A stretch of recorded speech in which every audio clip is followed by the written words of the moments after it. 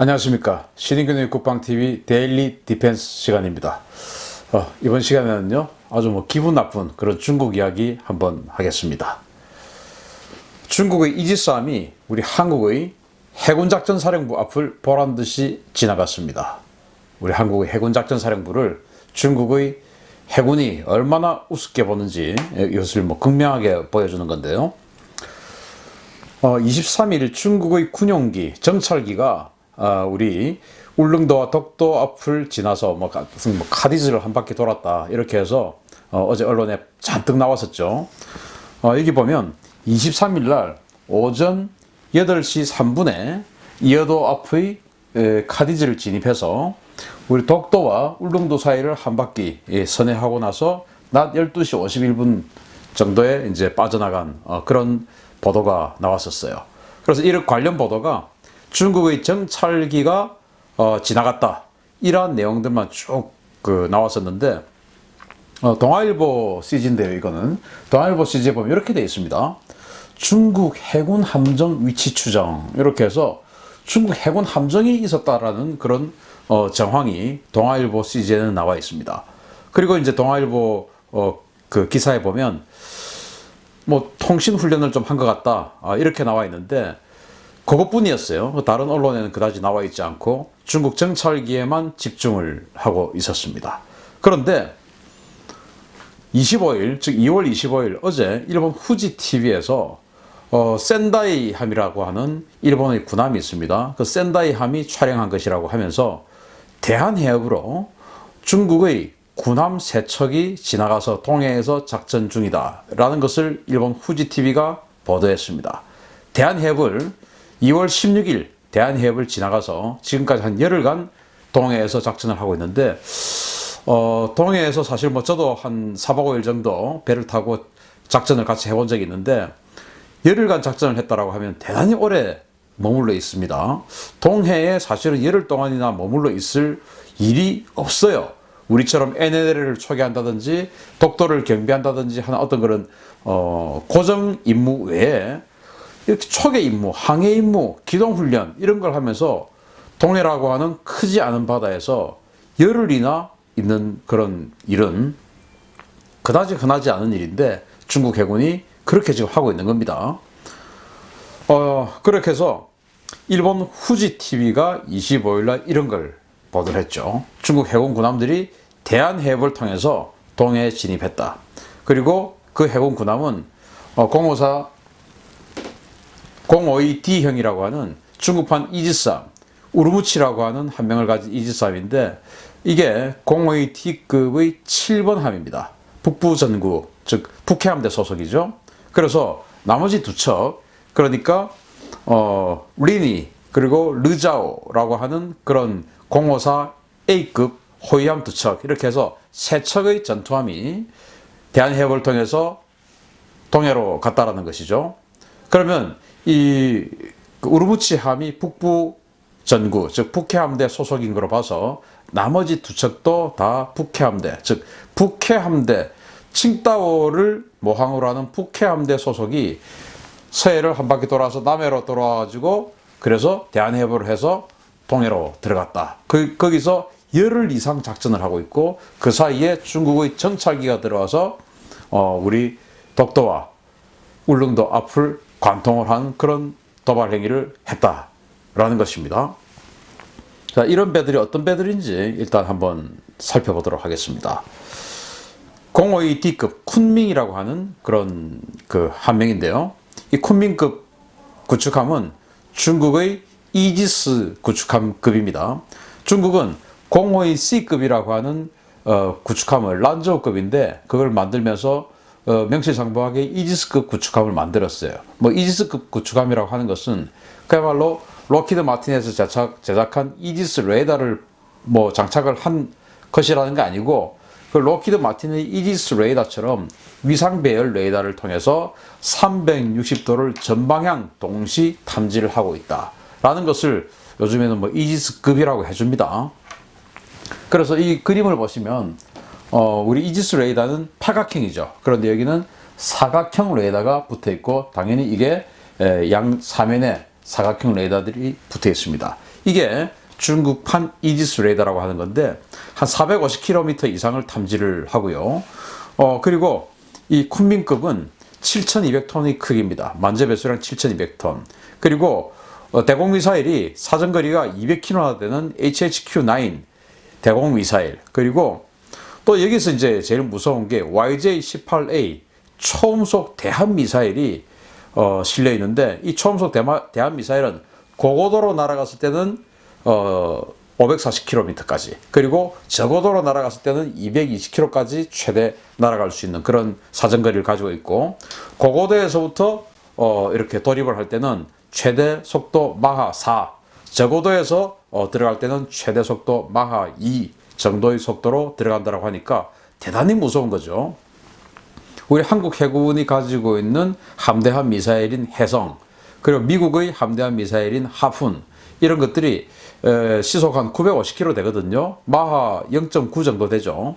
그런데 이게 저고도로 날아갔을 때 마하 2 정도 되니까 시속 한 2300km, 우리보다 한 2.4배, 2.5배 정도의 속도. 그러니까 수평선이라는 특성상 한 30여 킬로 정방에 딱 들어왔을 때 그때부터 여객에 들어가게 되는데, 그러면 이렇게 어마어마하게 빠른 속도로 들어오면은 사실은 뭐 여객할 수 있는 그런, 우리 이지스함이라 하더라도 여객할 수 있는 그런 어떤 타이밍이 불과 한 번 정도에 불과할 것이다. 하푼이나 해성 같은 경우는 두 번, 세 번 속도가 느리니까 그렇게 저기 이제 여격 대응을 할 수가 있죠. 그러나 속도가 빠르면 빠를수록 여격을 할 수 있는 기회가 적어지죠. 그래서 마하 2, 마하 4 이런 것들은 한 번 정도밖에 여격 작업을 할 수가 없는 겁니다.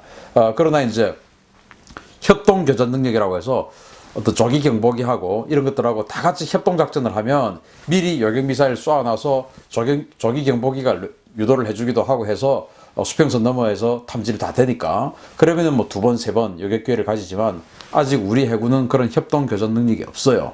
그러니까 수평선 넘어 딱 들어오면 그때부터 여격 작업에 들어가는데, 이렇게 최대 속도가 마하 4 그리고 마하 2 이 정도 되는 거는 사실은 뭐 한 번 정도밖에 여격을 할 수 없으니까, 만약에 중국 해군의 이 YJ-18A 초음속 대한미사일이 우리 한국 해군을 공격한다, 그러면 이거는 우리가 대응하기가 상당히 힘든데, 이런 것들을 이제 중국 해군이 무장으로 장착을 하고 있고, 그리고 함대지 순항미사일, 이건 뭐 우리도 가지고 있습니다만은 CJ-10이라고 하는 사정거리 1500km짜리 함대지 순항미사일도 장착을 하고, 이런 것들을 총 그 62개의 그 수직 발사대 안에 임무에 따라서 여러 개씩 섞어서 넣을 수가 있습니다. 예를 들어서 HHQ 대공미사일을 뭐 한 30발, 그리고 초음속 대한미사일 한 10발, 그리고 함대지 순항미사일 또 뭐 한 20발, 뭐 이런 식으로 섞어서 넣을 수가 있는 것이죠. 그런 능력을 가지고 있는 것이 052D급이고, 이러한 이지스급 구축함을, 이 052D급 이지스 구축함만 해도 중국은 14척을 가지고 있고, 그 중에 3척을 칭다오, 즉 북해함대에 지금 배치를 해놓는 것으로 알려져 있습니다. 대부분은 남중국해에 있는 그 남해함대에 사실은 뭐 중국 해군의 거의 한 50%의 전력을 거기다가 배치를 해놓고 있어요. 그 다음에 같이 이 쿤밍급, 즉 우르무치함을 호위하고 온 이 054A급 지앙카이 2급 그 호위함이라고 하는 것은 4,000톤인데 중국은 이것을 총 25척을 찍어냈습니다. 거의 뭐 양산했다, 찍어냈다라고 해도 과언이 아니죠. 여기에도 역시 48개의 수직 발사대, 그리고 함대함 미사일 뭐 이렇게 해서 우리 광개토 대왕함이나 이런 것들보다는 훨씬 더 진보한 성능을 가지고 있는 호위함입니다. 광개토 대왕함을 우리는 구축함이라고 하지만 사실은 만재 배수량이 3,800톤 정도 되거든요. 그런데 이 지앙카이 2급 054A 이 호위함이 4,000톤이기 때문에 우리 광개토 대왕함보다 더 큽니다. 이런 이지스급 구축함 한 척과 광개토 대왕함보다 더 능력이 좋은 이런 그 중형 호위함 2척을 동해에 집어넣고 무려 열흘간이나 작전을 시켰다. 그럼 뭐 과연 거기서 뭐 했을까요? 또 저는 이제 불쾌한 것이, 다시 제가 지도를 돌아가서 이렇게 보시면은 중국의 정찰기는 스시마 해협 상공을 지나갔습니다. 그런데 중국의 군함들은 그 일본 후지 TV의 주장에 따르면 대한해협을 지나갔다고 되어 있어요. 즉 대마도와 부산 사이를 지나갔습니다. 부산의 해군작전사령부에서 대마도까지 직선거리가 51km입니다.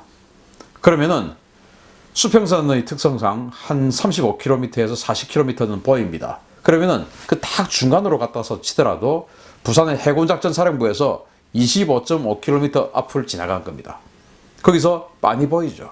해군작전사령부의 해군작전사령관 집무실의 창문 밖으로 보면은 그대로 보이는 그런 자리를 중국 해군의 이지스급 구축함과 호위함들이 전단을 이루어서 지나간 겁니다.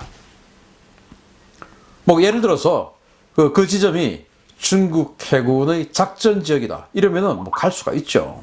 그러나 그 지역은 중국 해군이 작전할 일이 없는 그런 지역입니다. 자, 그런 것을 우리 해군작전사령관의 집무실에서 빤히 보이는 그 앞을 자기네들이 작전구역도 아님에도 불구하고 지나갔습니다. 이것은 명백하게 우리 대한민국을 우습게 보는 것입니다. 또 울릉도와 이 독도, 이 중간해역은 우리 한국 해군의 작전구역입니다. 여기가 비록 독도가 지금 우리 영토로 국제적으로 인정받지 못하고 있기 때문에 분쟁지역으로 리앙쿠르룩스라고 하는 이 공식명으로 독도는 분쟁지역이기 때문에 한일 중간수역으로 또 김대중 정부 시절에 합의를 했지 않습니까? 그래서 우리 영해가 아니라 할지라도 일본 해군의 작전구역은 아닙니다. 여기는 엄연히 대한민국 해군의 작전구역인데 대한민국 해군의 작전구역으로 선포해 놓은 것을 중국 해군이 들어왔습니다. 그리고 그 사이를 중국의 공군 정찰기가 뚫고 지나가서 선회하고 다시 나왔습니다. 이것은 뭐냐? 명백하게 독도를 분쟁 중에 있는 독도를 대한민국 영토로 인정하지 않겠다라는 것입니다. 그럼 뭡니까? 일본하고 더 친하게 지내겠다 이겁니까? 그러면은 도대체 센카쿠 해역에서 센카쿠 열도를 통해서 일본과 중국은 치열한 영토 분쟁을 하고 있습니다. 일본이 실효적 지배를 하고 있죠. 독도는 우리 대한민국이 실효적 지배를 하고 있고, 그래서 실효적 지배를 하고 있는 이 상황을 인정하지 못하겠다. 즉 독도의 실효적 지배를 무시를 하면서 센카쿠 열도의 일본의 실효적 지배도 같이 무시하겠다 라고 하는 것을 우회적으로 독도를 무시하는 것을 보여주면서 일본의 센카쿠 열도 실효적 지배마저도 그것으로 이거는 우리 인정 안 한다 라고 하는 그런 그들의 의지의 상징을 독도를 무력화시키는 것으로 보여주는 것입니다. 이건 뭐냐? 우리 대한민국이 그만큼 우습게 보이는 겁니다. 왜 우습게 보이냐? 한미동맹이 흔들리니까 우습게 보이는 것입니다. 과거의 학창시절 생각해 보십시오. 전교에서 싸움도 제일 잘하고 공부도 전교 1등이고 돈도 많고 그런 친구가 나하고 엄청나게 친한 친구인데 좀 나쁜 아이들이 나를 괴롭힐 수가 있겠습니까? 그런데 그러한 친구와 내가 지금 사이가 틀어져 있으면 나쁜 아이들이 나를 괴롭힐 수가 있겠죠. 지금 그 상황입니다. 한미동맹이 흔들리고 미국과 우리 대한민국의 관계가 원만해 보이지 않기 때문에 중국이 우리 해군작전 사령관의 집무실에서 빤히 보이는 곳으로 해군 군함 전단을 구축해서 지나가고, 그리고 우리 독도와 울릉도 사이는 분명히 우리 한국 해군이 선포한 우리 작전 구역인데 그 사이를 관통하고 하는 이런 모습을 보이는 것입니다.